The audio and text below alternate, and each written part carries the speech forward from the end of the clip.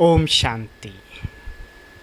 21 जून 2021 आज की साकार मुरली। शिव बाबा कहते, मीठे बच्चे, पावन बनने का एकमात्र उपाय है बाप की याद। याद की मेहनत ही अंत में काम आएगी। प्रश्न, संगम पर कौन सा तिलक दो तो स्वर्ग की राजाई का तिलक मिल जाएगा? उत्तर, संगम पर यही तिलक दो कि हम आत्मा बिंदी हैं, हम शरीर नहीं। अंदर में यही घुटते रहो कि हम आत्मा है, हमें बाप से वर्षा लेना है। बाबा भी बिंदी है, हम भी बिंदी है। इस तिलक से स्वर्ग की राजाई का तिलक प्राप्त होगा। बाबा कहते हैं, मैं गारंटी करता हूँ, तुम याद करो तो आधा कल्प के लिए रोने से छूट जाएंगे।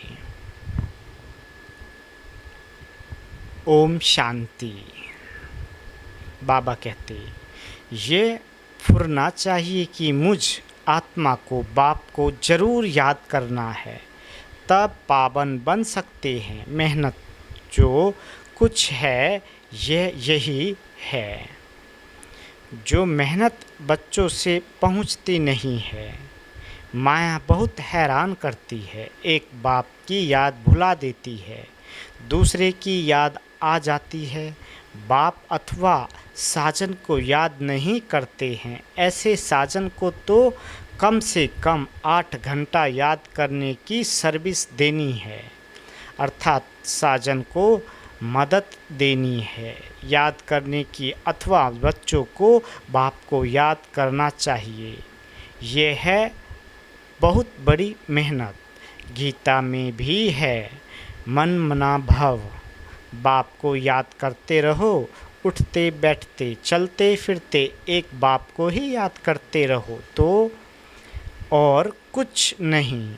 पिछाड़ी को यह याद ही काम आएगी। अपने को आत्मा अशरीरी समझो। अब हमको वापस जाना है, यह मेहनत बहुत करनी है। सवेरे स्नान आदि करके फिर एकांत में ऊपर छत पर व हॉल में आकर बैठ जाओ। जितना एकांत हो उतना अच्छा है। हमेशा यही ख्याल करो कि हमको बाप को याद करना है, बाप से पूरा वर्षा लेना है। यह मेहनत है, हर 5000 वर्ष बाद तुमको करनी पड़ती है। सतयुग, त्रेता, द्वापर, कलयुग, कहाँ भी तुमको यह मेहनत नहीं करनी पड़ेगी। इस संगम पर ही तुमको बाप कहते हैं कि मुझे याद करो। बस यही वेला है जब बाप कहते हैं मुझे याद करो। बाप आते भी संगम पर है और कभी बाप आते ही नहीं।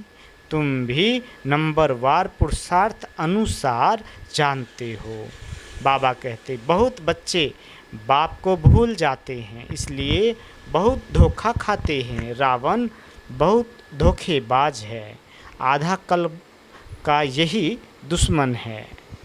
इसलिए बाप कहते हैं, रोज़ सवेरे उठकर ये विचार सागर मंथन करो और यही चार्ट रखो, कितना समय हमने बाप को याद किया, कितनी जंक उतरी होगी। सारा मदार याद के ऊपर है। बच्चों को पूरी कोशिश करनी है अपना पूरा वर्षा पाने लिए। नर से नारायण बनना है। एक है सच्ची सत्यनारायण की कथा। भक्त लोग पुनर्मासी के दिन सत्यनारायण की कथा करते हैं। अभी तुम जानते हो 16 कला संपूर्ण बनना है, वह बनेंगे सत्य बाप को याद करने से। बाप है श्री मत देने वाला। बाप कहते हैं, गृहस्थ में रहो, धंधा धोरी आदि कुछ भी करो, बाप को याद जरूर करना है और पावन बनना है। बस याद नहीं करेंगे तो रावण से कहाँ ना कहाँ धोखा खाते रहेंगे। इसलिए मूल बात समझाते हैं याद की। शिव बाबा को याद करना है। देह सहित देह के जो भी संबंधी है उन्हों को भूल अपने को आत्मा निश्चय करो। बाप बार बार समझाते हैं अपने को आत्मा समझ बाप को याद करना है, नहीं तो फिर अंत में बहुत पछताएंगे, बहुत धोखा खाएंगे। कोई ऐसा जोर से थप्पड़ लगेगा जो माया एकदम काला मुंह करा देगी। बाप आए हैं गोरा मुंह बनाने। इस समय सब एक दो का काला मुंह करते रहते हैं। गोरा बनाने वाला एक ही बाप है, जिसकी याद से तुम गोरे स्वर्ग के मालिक बनेंगे। ये है ही पति दुनिया। बाप आते ही हैं पतितों को पावन बनाने। बाकी तुम्हारे धंधे धोरी आदि से बाबा का कोई संबंध नहीं है। शरीर निर्वाह अर्थ तुमको जो करना है सो करो। बाप तो सिर्फ कहते हैं मन मना भाव। तुम कहते भी हो हम कैसे पावन दुनिया का मालिक बनेंगे। बाप कहते हैं सिर्फ मुझे याद करो बस, और कोई उपाय पावन बनने का है नहीं। जितना भी दान पुण्य आदि करे, कितनी भी मेहनत करे, चाहे आग से आते जाते रहे, कुछ भी काम नहीं आ सकता सिवाय एक बाप की याद के। बहुत सिंपल बात है। इसको कहा जाता है सहज योग। अपने से पूछो, हम अपने मीठे मीठे बाप को सारे दिन में कितना याद करते हैं। नींद में तो कोई पाप नहीं होते हैं, अशरीरी हो जाते हैं। बाकी दिन में बहुत पाप होते रहते हैं, और पुराने पाप भी बहुत हैं। मेहनत करनी है। याद की यहाँ आते हो तो यह मेहनत करनी है। बाहर के वहयात संकल्पों को उड़ा दो, नहीं तो वायुमंडल बड़ा खराब कर देते हैं। बाबा कहते घर के खेती बाड़ी के ख्यालात चलते रहते हैं। कभी बच्चे याद पड़ेंगे, कभी गुरु की याद आएगी। संकल्प चलते रहेंगे तो वायुमंडल को खराब कर देंगे।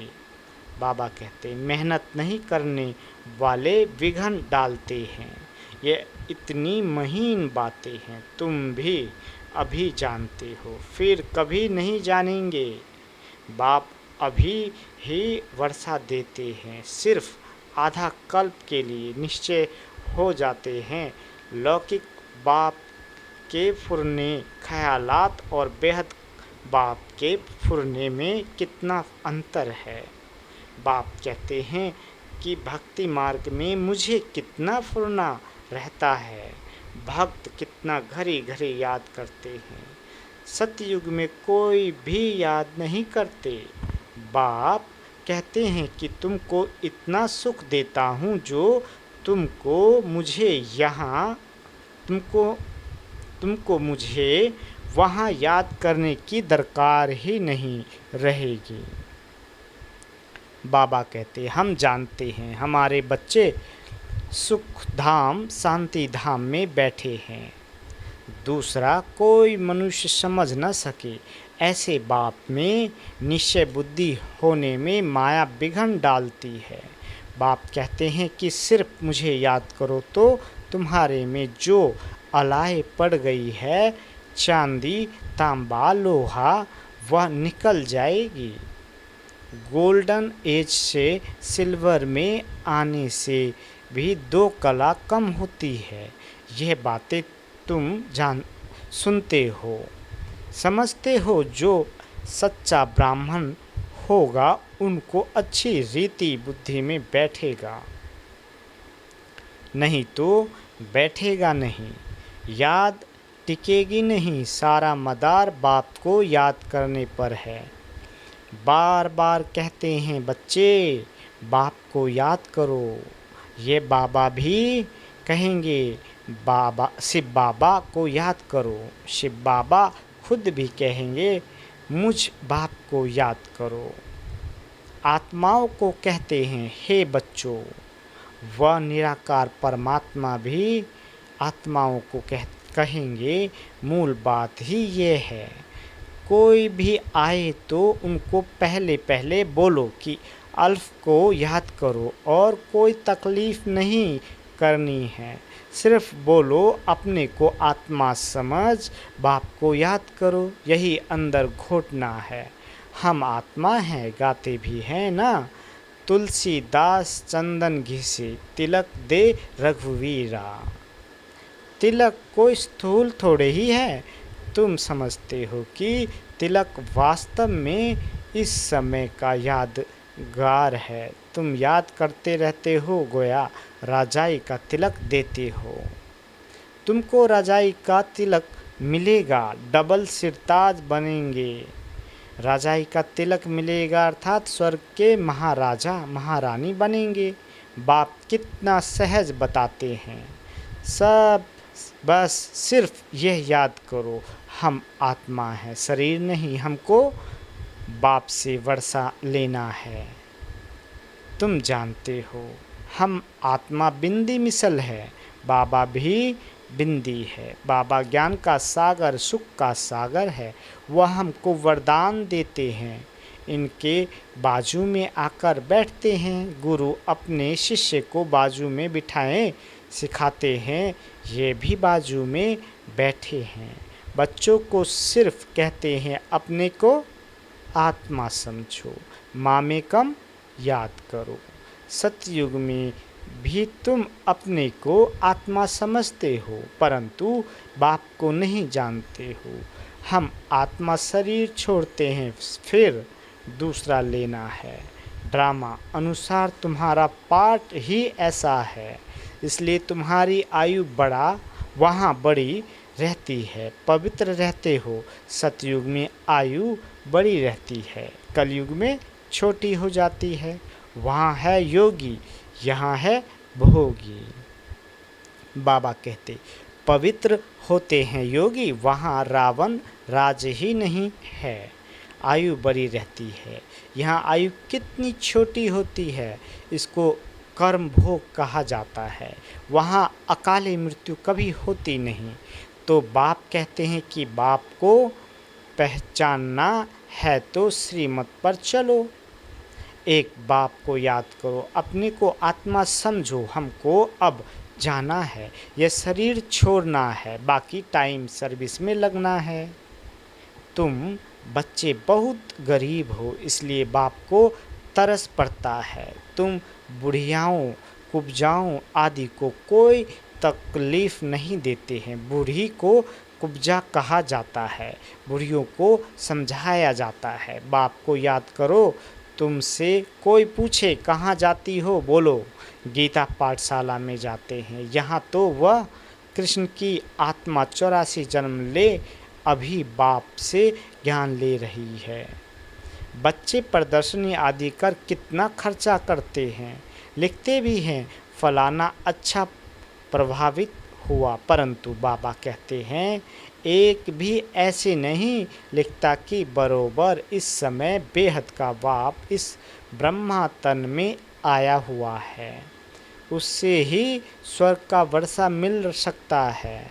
बाबा समझ जाते हैं कि एक को भी निश्चय नहीं हुआ है, सिर्फ प्रभावित होते हैं। यह ज्ञान बहुत अच्छा है, सीढ़ी ठीक रीति से दिखाई है, परंतु खुद योग में रह तमो प्रधान से सतो प्रधान बने वह नहीं करते। सिर्फ कहते हैं समझानी बहुत अच्छी है परमात्मा से वर्षा पाने की, परंतु खुद पाए वह नहीं। कुछ भी पुरुषार्थ नहीं करते हैं।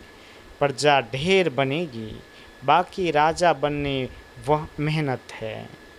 हर एक अपनी दिल से पूछे कि हम कहाँ तक बाप की याद में हर्षित रहते हैं। हम फिर से सो देवता बनते हैं। ऐसे ऐसे अपने साथ एकांत में बैठ बातें करो, ट्राई करके देखो। बाप को याद करते रहो तो बाप गारंटी देते हैं तुम आधा कल्प कभी रोएंगे नहीं। अभी तुम कहते हो बाबा, आकर हमको रावण माया पर जीत पहनाते हैं। जो जितनी मेहनत करते हैं अपने लिए ही करते हैं। फिर तुम आएंगे नई दुनिया में, पुरानी दुनिया का हिसाब किताब भी चुकतू करना है, जबकि तुमको तमो प्रधान से सतो प्रधान बनना है। बाप पावन बनने की युक्ति भी बताते हैं। यह है कयामत का समय, सबका विनाश होना है, नई दुनिया की स्थापना होनी है।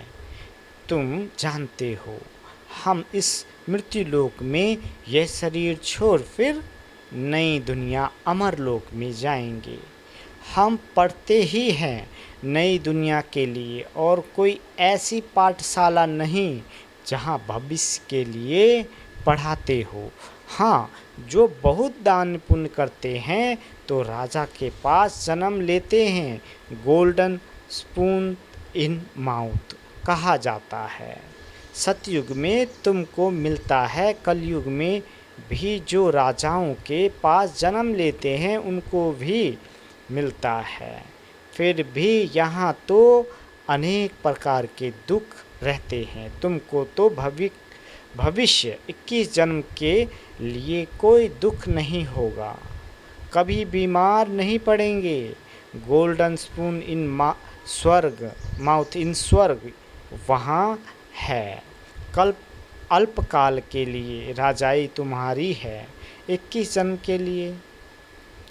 बुद्धि से अच्छी रीति काम लेना है, फिर समझाना है। ऐसे नहीं कि भक्ति मार्ग में राजा नहीं बन सकते हैं। कोई कॉलेज अथवा हॉस्पिटल बनाते हैं तो उनको भी एवजा मिलता है। हॉस्पिटल बनाते हैं तो दूसरे जन्म में अच्छी तंदुरुस्ती रहेगी। कहते हैं ना, इनको सारी आयु में बुखार भी नहीं हुआ, बड़ी आयु होती है। बहुत दान आदि किया है, हॉस्पिटल आदि बनाते हैं तब आयु बढ़ती है। यहाँ तो योग से तुम एवर हेल्दी वेल्दी बनते हो। योग से तुम 21 जन्म के लिए सफ़ा पाते हो। बाबा कहते, यहाँ तो बहुत बड़ी हॉस्पिटल, बहुत बड़ी कॉलेज है। बाप हर बात अच्छी रीति समझाते हैं। बाप कहते हैं जिसको जहाँ मज़ा आए, जहाँ दिल लगे वहाँ जाकर पढ़ाई पढ़ सकते हैं। ऐसे नहीं कि हमारे सेंटर पर आए, इनके पास क्यों जाते हैं। नहीं, जिसको जहाँ चाहिए वहाँ जाएं, बात तो एक ही है। मुरली तो पढ़कर सुनाते हैं, वह मुरली यहाँ से जाती है। फिर कोई विस्तार से अच्छा समझाते हैं, कोई सिर्फ पढ़कर सुनाते हैं। भाषण करने वाले अच्छी ललकार करते होंगे। कहाँ भी भाषण हो, पहले पहले बताओ। शिव बाबा कहते हैं अपने को आत्मा समझ मुझ बाप को याद करो, तो तुम्हारे विक्रम विनाश होंगे और पावन दुनिया का मालिक बनेंगे। कितना सहज समझाते हैं।